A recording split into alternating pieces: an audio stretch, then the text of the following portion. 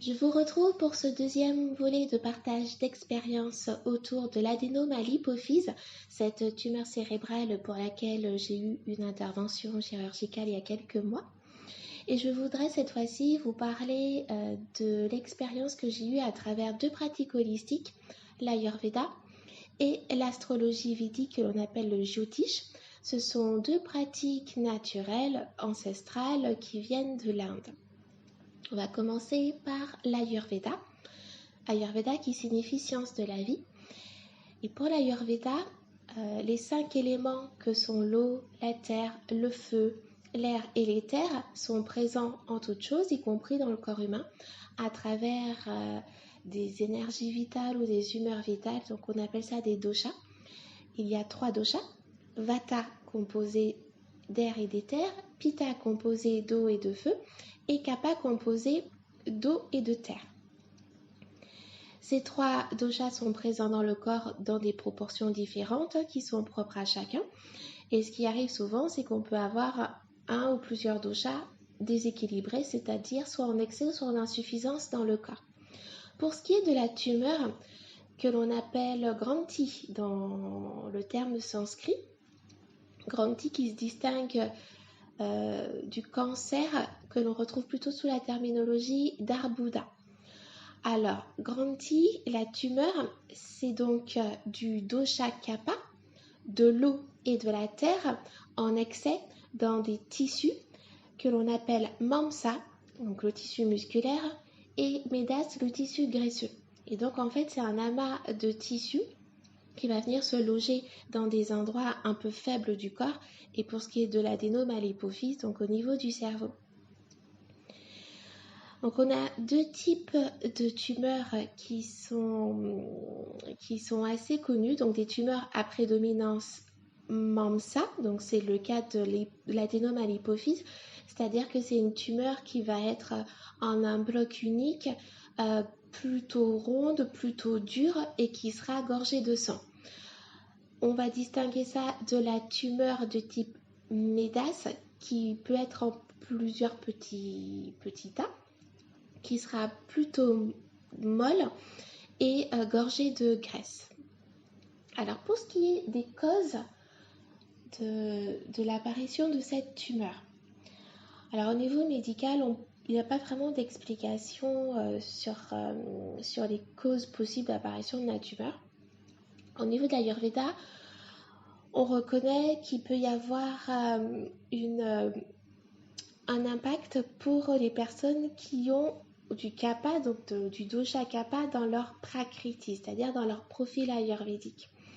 Donc quand on a un profil ayurvédique avec du dosha Kapha en prédominance, on peut supposer que dès lors qu'il y a un déséquilibre, donc un excès de Kapha, c'est de nature à manifester des pathologies ou des problèmes de santé qui sont de l'ordre de l'accumulation de tissus ou d'éléments dans le corps. Donc par exemple tout ce qui est cholestérol ou diabète ou tumeurs, kystes, fibromes, ce sont des pathologies que l'on retrouve souvent dans le profil ayurvédique qui contient du Kapha. Pour ce qui me concerne, mon profil ayurvédique est Kapha Pitta, donc à ce niveau-là c'est plutôt cohérent. Ensuite, on peut retrouver ce qu'on appelle les mauvaises habitudes alimentaires, c'est-à-dire la consommation d'aliments qui sont de nature à aggraver en fait l'accumulation de tissus dans le corps, donc tous les aliments qui sont gras, qui vont venir vicier, donc déséquilibrer en excès le tissu mamsa. On a aussi donc tout ce qui est de l'ordre des produits laitiers, notamment les yaourts ou le lait de vache. Les aliments qui sont dits abhishandi. Alors abhishandi, ça veut dire humidifiant pour l'organisme. Donc ce sont ces aliments qui sont gorgés d'eau. Et cette eau, elle va donc venir stagner dans le système digestif, ce qui va provoquer un affaiblissement du feu digestif l'agni. Ce feu digestif qui est censé justement transformer les aliments en des choses nutritives ou en déchets.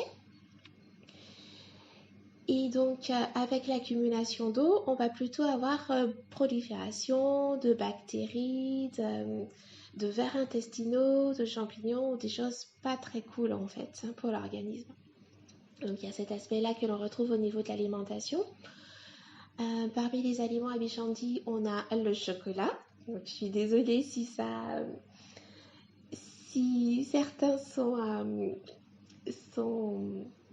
un peu déçus. Mais oui, malheureusement, le chocolat est à Bichandi. J'ai le chocolat au lait et le chocolat blanc, notamment. Ensuite, tout ce qui est champignons, tomates, concombres, courgettes, enfin les légumes qui sont gorgés d'eau.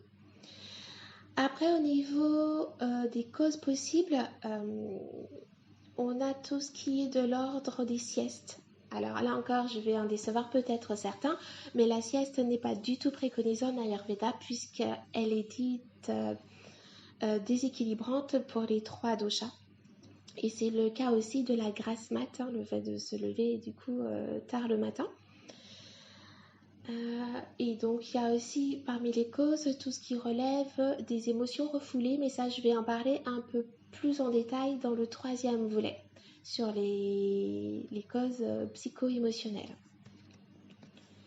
Donc une fois que c'est dit, qu'est-ce que j'ai mis en place par rapport à cet adénome à l'hypophyse?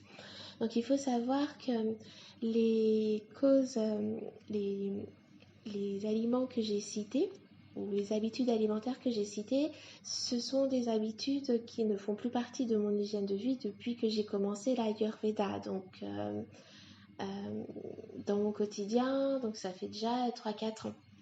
Par contre, dans ma tendre jeunesse, c'est vrai que j'avais ce genre d'habitude. Alors, ce n'est pas nécessairement ce qui a provoqué la tumeur en tant que telle, mais en tout cas, ça a contribué à accumuler du tissu en fait dans cette zone-là. Donc la première chose que j'ai faite, c'est déjà de continuer l'hygiène de vie que j'avais déjà installée il y a 3-4 ans et qui est en termes de prévention santé a eu un impact plutôt positif sur mon système immunitaire parce que malgré le fait d'avoir un macroadénome qui était proche des 3 cm, j'avais quand même un très bon système immunitaire. J'ai pu le tester pendant cette période sanitaire avec de forts taux de contagion. Et pour la petite info, moi, je ne suis pas vaccinée et j'ai réussi à passer entre les mailles du filet. Du coup, ça m'a permis vraiment de tester en fait ma résistance à des éléments pathogènes en fait et la capacité de mon corps à pouvoir lutter contre ces éléments extérieurs. Donc ça a été aussi un indicateur. Et donc l'hygiène de vie, ça a consisté à avoir une alimentation conforme à mon profil, donc Kapha Pitta, et ou bien conforme au déséquilibre que je pouvais rencontrer au fil des saisons. Donc ça, c'est la première chose. Ensuite, dès lors que le diagnostic a été posé, je suis rentrée dans une routine qui visait non pas à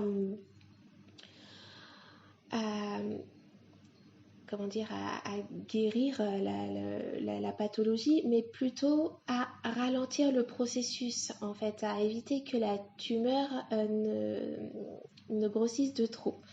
Et pour cela, j'ai opté pour un régime Langana, c'est-à-dire un régime amincissant en Ayurveda. J'ai enlevé tout ce qui est protéines animales, j'ai enlevé tout ce qui est produits laitiers, les fameux aliments Abhichandi, donc j'en consommais déjà pas beaucoup, mais j'ai éliminé tout ce qui est chocolat, y compris le chocolat noir. Je suis partie sur du sans gluten pour que ce soit plus digeste au niveau des aliments et soulager mon système digestif. Et plutôt donc au niveau donc des céréales sans gluten, j'ai quand même maintenu l'orge qui est une exception en fait au niveau de l'Ayurveda. C'est une céréale qui est connue quand même pour diminuer le dosha kapha. Et aussi tout ce qui est d'ordre de le millet par exemple, c'est assez intéressant pour diminuer le dosha kapha et c'est aussi asséchant. Et donc ça me permet aussi de dire que j'ai utilisé des aliments qui sont asséchants pour l'organisme, donc tout ce qui est à base de légumineuses entre autres. Je crois que j'ai à peu près fait le tour pour ce qui est de mon hygiène alimentaire. Alors, cette routine alimentaire et cette routine ayurvédique, je l'ai mis en place avec une tierce personne, hein, donc mon thérapeute, parce que même si je suis moi-même consultante en Ayurveda et que je pense avoir quand même des bases assez intéressantes, ça me semblait quand même assez important de me faire accompagner par une tierce personne, ne serait-ce que pour prendre un peu de recul, pour avoir un regard un peu neuf, un regard extérieur, prendre un peu de hauteur aussi par rapport à la pathologie. C'est un peu comme les médecins ou les chirurgiens qui se soignent pas eux-mêmes ou qui soignent pas les membres de leur famille. Je pense que ça permet aussi de garder un peu de discernement et de se mettre un peu à l'abri d'éventuelles perturbations émotionnelles en fait. Et donc voilà, ça m'a beaucoup aidé de me faire accompagner par Joyce Villaume-Ledon, qui est la directrice de l'école Ayurveda et Conscience dans laquelle je me suis formée. Et donc avec Joyce, on s'est posé la question du jeûne. C'est vrai que le jeûne, c'est une ligne de traitement prioritaire pour les cancers. Donc voilà, c'est des habitudes que l'on intègre en fait pour pouvoir justement aider à supporter les traitements, radiothérapie, chimiothérapie, etc. Là, pour le coup, la tumeur adénome à l'hypophyse est bénigne. Et donc, l'idée, c'était d'identifier si le jeûne était vraiment approprié à mon terrain et si c'était vraiment de nature aussi à endiguer le phénomène. Alors, pour la première question, c'était non, parce qu'en fait, je suis Kapha Pitta, j'ai aussi du Pitta dans ma Prakriti. Et j'ai souvent aussi un déséquilibre en Vata.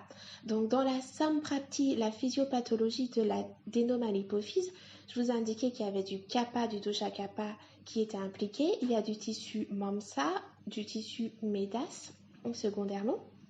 Il y a aussi du dosha Vata d'impliqué parce que lorsqu'on a une accumulation de tissu dans un endroit du corps, on peut s'imaginer que l'énergie a du mal à se mouvoir et l'énergie du mouvement c'est Vata. Donc Vata en fait il peut être bloqué dans son mouvement à cause de Kapha, ce qui a du coup pour effet d'augmenter en fait, de créer un excès de ce dosha, notamment au niveau du cerveau. Donc on est sur le sous-dosha Pranavata.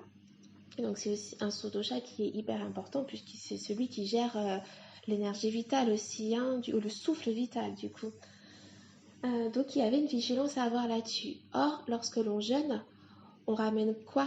On crée de l'espace en fait dans le corps. Le vata étant composé d'air et d'éther, c'est de nature encore à l'aggraver. Par ailleurs, le jeûne aussi a tendance à augmenter pitta. Et dans mon mode de fonctionnement habituel, j'ai tendance à avoir du pitta souvent en excès.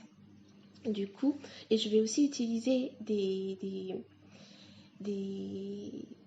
plantes qui sont de nature à augmenter pitta. Donc c'était hyper important en fait de bien analyser au cas par cas l'intérêt du jeûne. Et donc dans mon cas, ça ne semblait pas approprié. C'est pour ça que je me suis plutôt dirigée vers une monodiète. Donc la recette classique de la monodiète en Ayurveda, c'est le Khichdi. C'est cette fameuse recette à base de légumineuses, donc soit haricots mungo, soit lentilles corail, avec 2-3 légumes de saison, du riz basmati ou du riz rouge, donc qui sera beaucoup plus équilibrant, et une flopée d'épices. Et du coup, c'est de nature en fait à détoxifier l'organisme dans le sens que ça va venir transformer ce qu'on appelle l'ama, les toxines, dans le corps. Et donc, je suis partie sur une monodiète de Khichdi 1 à 2 fois par mois.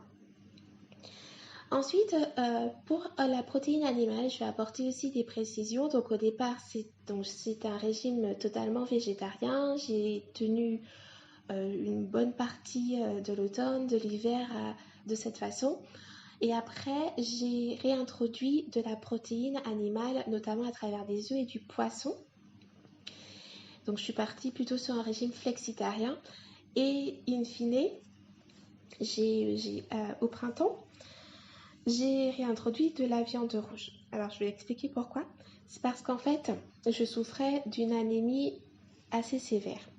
Un des symptômes que je n'ai pas forcément mentionné dans mon premier vocal, c'est le cycle menstruel qui était très perturbé parce que j'avais un adénome à l'hypophyse à prolactine. Donc la prolactine, c'est cette hormone féminine qui produit un peu de lait maternel. Et du coup, normalement, le symptôme associé à ça, c'est une aménorrhée, donc c'est une absence de règles. Et donc moi, en fait, j'avais un cycle déséquilibré, je pouvais avoir des mois sans cycle menstruel et d'autres mois avec un cycle qui était présent et des règles en fait très très abondantes en fait. Donc j'étais en, en hyperménorrhée et ça m'a créé sur du long terme, sur un an, de l'anémie assez importante.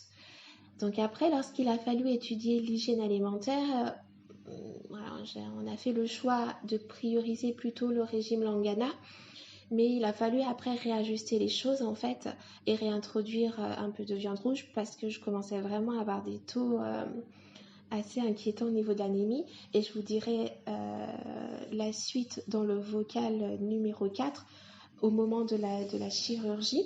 Ça a aussi eu un impact en fait sur la préparation de la chirurgie.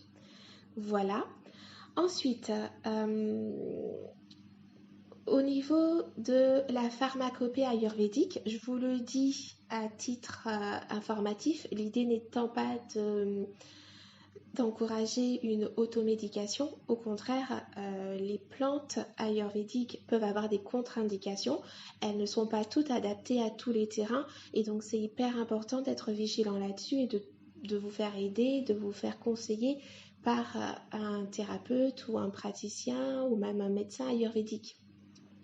Pour ma part, j'ai utilisé deux types de formulations qui contient de la gougoulou, qui est une plante qui est assez connue pour diminuer kappa. C'est un effet l'écrana, ça récure les vaisseaux. Et donc avec des mélanges qui ne seront pas trop aggravants pour l'élément feu, puisque ça a tendance à augmenter le feu dans le corps en fait, à augmenter le dosha pitta.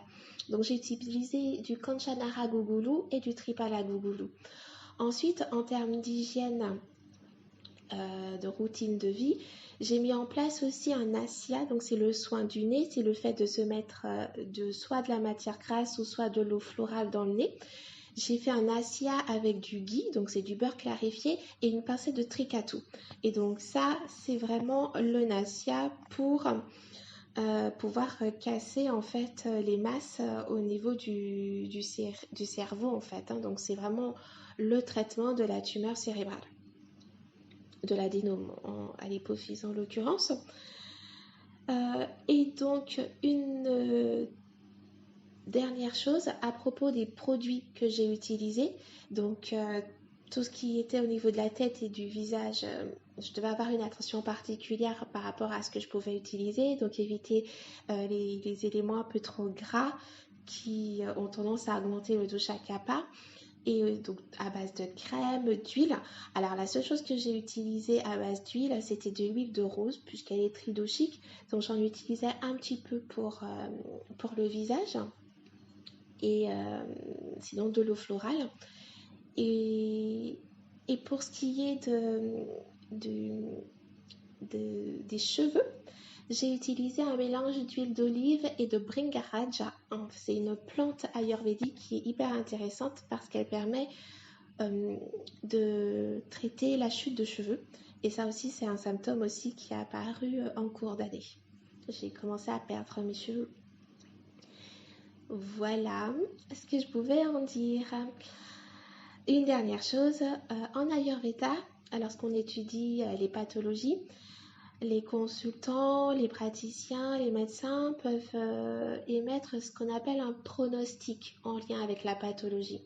Donc le pronostic pour ce qui est de la tumeur à l'hypophyse, c'est que c'est une maladie qui est guérissable, mais qui est difficile à soigner. Et je trouve que ça, ce sont des informations qui sont assez importantes parce que ça permet de ne pas entrer dans une forme d'illusion et de ne pas non plus vendre du leurre.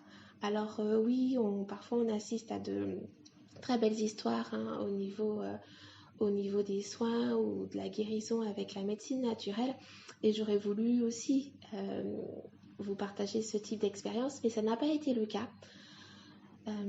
Et c'était important en fait dès le départ d'avoir du discernement là-dessus, de savoir que l'Ayurveda pose aussi des limites sur ce qu'elle est en capacité d'apporter à un individu qui souhaite se faire accompagner par de la médecine naturelle, par des plantes et une hygiène alimentaire, et que par moment, la médecine classique est aussi importante en fait parce qu'elle peut prendre aussi le relais sur certains aspects, qu'il peut y avoir une cohabitation, une médecine intégrée en fait de ces deux systèmes en fait, du système naturel ayurvédique ou d'autres types de systèmes de médecine naturelle et de la médecine classique. Et ça fait sens pour moi dès le départ en fait. Pour moi, ça a été une évidence qu'il y aurait donc un cheminement avec ces deux éléments. D'autant plus que la chirurgie est une ligne de traitement, y compris en Ayurveda. Et donc, si j'avais été en Inde,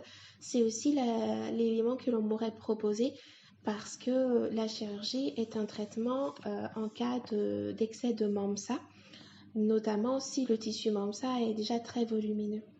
Voilà. Et donc moi qui suis une partisane de la médecine naturelle, de la médecine énergétique, de toutes nos belles médecines, que ce soit le chamanisme, la médecine de la vibration, des plantes, des sons, des couleurs, des odeurs et autres, il peut arriver que notre système ait aussi besoin, à côté d'un accompagnement de médecine plus classique. Et si c'est le cas, c'est intéressant dans notre process d'acceptation et de cheminement en fait avec la maladie de manière sereine, d'accepter aussi ce process-là et de ne pas rentrer dans une forme de dualité au final. Parce que la sagesse, c'est aussi d'accepter la dualité en fait, de ne pas lutter contre et d'accepter qu'il y ait des systèmes aussi très différents qui peuvent cohabiter. Et, et c'est comme ça que je conçois en fait la médecine de demain. C'est des médecines qui cohabitent les unes avec les autres en fait, dans le sens de la guérison de l'être humain. Voilà ce que je pouvais en dire. Je vais maintenant vous parler un petit peu d'astrologie védique. Je vais essayer de ne pas être trop technique parce que le Jyotish, c'est assez, ça peut être assez complexe. Alors, pour rappel, donc l'astrologie védique, c'est l'étude du thème natal au regard de l'heure de naissance, de la date de naissance, du lieu de naissance. Ça permet d'avoir ce qu'on appelle un thème natal avec le positionnement des constellations et des planètes dans le thème. Pour ma part, je suis ascendant Gémeaux, donc je suis gérée par la planète Mercure. Ma maison, la première maison, est gérée par cette planète. La première maison, c'est tout ce qui est de l'ordre de la force de vie, de la vitalité, de la santé, de la longévité, de l'immunité. Et donc, Mercure détient les clés de cette première maison. Et donc, c'est intéressant de s'intéresser à la position où est placée la planète Mercure dans mon thème natal. Elle est placée en maison 12. La maison 12, c'est la maison des pertes. C'est aussi cette maison qui est très en lien avec l'hospitalisation. Donc déjà, j'avais des éléments qu'avec la planète Mercure, il y avait des chances que je sois dirigée vers une hospitalisation. Mercure, c'est tout ce qui est en lien avec la tête, avec le système nerveux notamment. On commence à avoir des précisions sur le type de pathologie qui peut émerger. Et dans cette maison 12, Mercure est en conjonction, donc il est placé à côté du nœud lunaire nord que l'on appelle Rahu. Rahu, c'est un terme assez complexe en Jyotish. Je ne vais pas entrer dans les détails, mais Rahu, c'est ce nœud qui a tendance à occulter en fait les choses et qui a un aspect aussi séparatif en fait.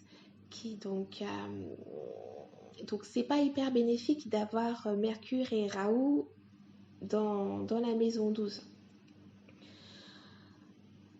Je me suis aussi interrogée à la période de manifestation de la maladie.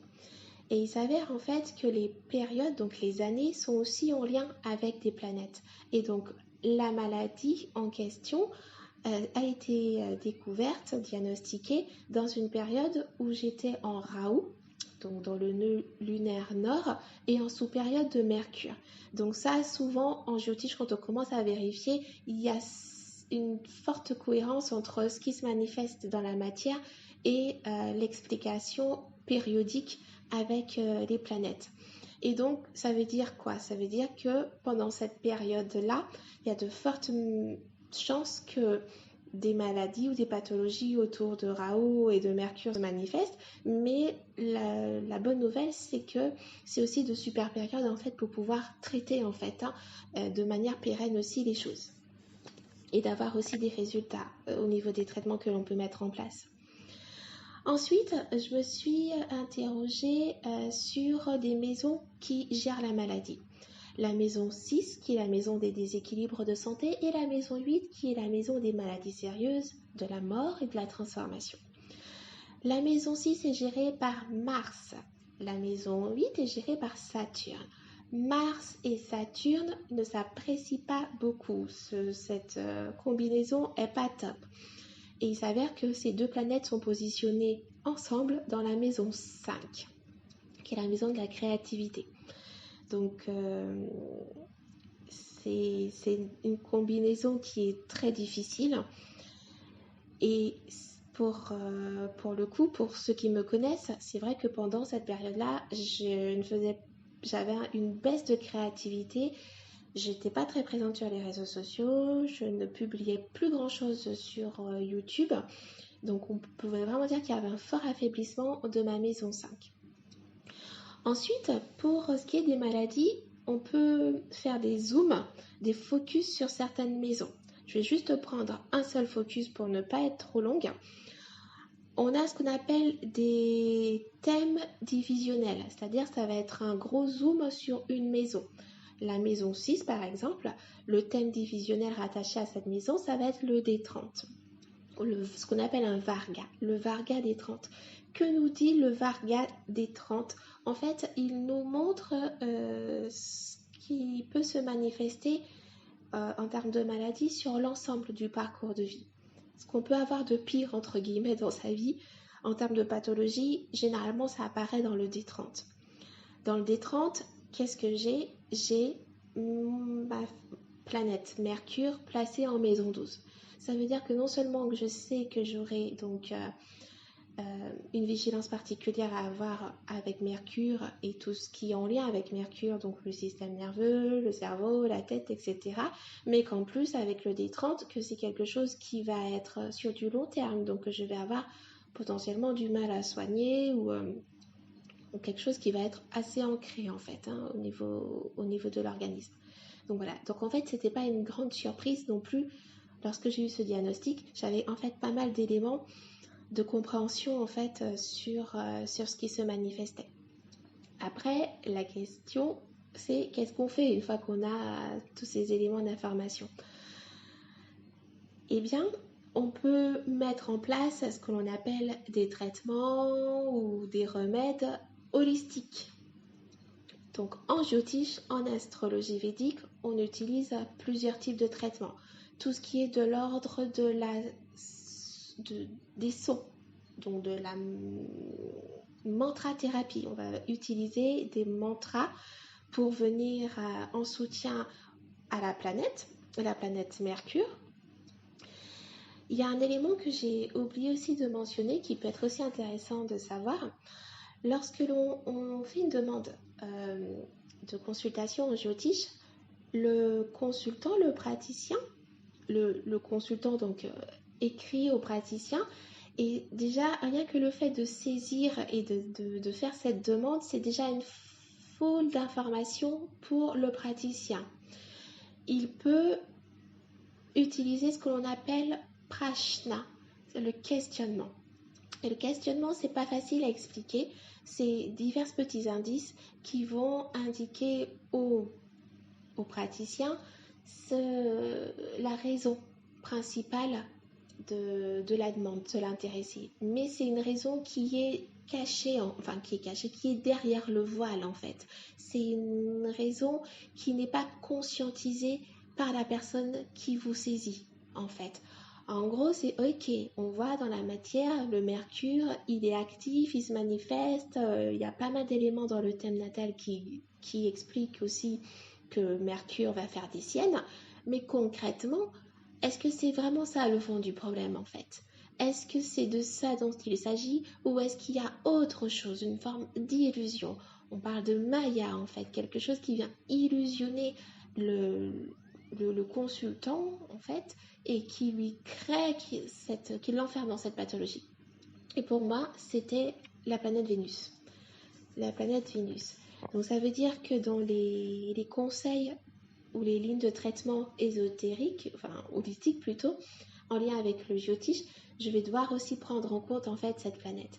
Donc j'ai fait des mantras pour renforcer la planète Mercure, mais également des mantras pour renforcer la planète Vénus parce que j'ai un historique qui est assez intéressant dans mon thème natal Jyotish et je sais que Vénus est une planète qui demande une attention particulière aussi. Ensuite, on utilise tout ce qui est de l'ordre de la lithothérapie avec des pierres de lithothérapie précises en fait, des pierres à éviter et des pierres à porter éventuellement, avec une vigilance très particulière pour ce qui est des pierres. Voilà, c'est pas recommandé de porter n'importe quelle pierre et parfois certaines pierres peuvent avoir un effet aggravant en fait sur certaines planètes. Donc c'est assez important d'avoir aussi l'avis d'un expert là-dessus. Lorsqu'on l'utilise en tout cas au titre du Jyotish. Ensuite, on peut utiliser des plantes. Il y a aussi des plantes en lien avec les planètes, des chakras qui sont en lien avec les planètes et aussi la chromothérapie, donc des couleurs aussi en lien avec des planètes et des animaux aussi, donc tout ce qui est communication animale. Donc avec Mercure, on est plutôt sur les chats, donc c'est vrai que j'ai eu beaucoup de chats à un moment donné à mon domicile. Et avec Vénus, on sera plutôt sur le cheval.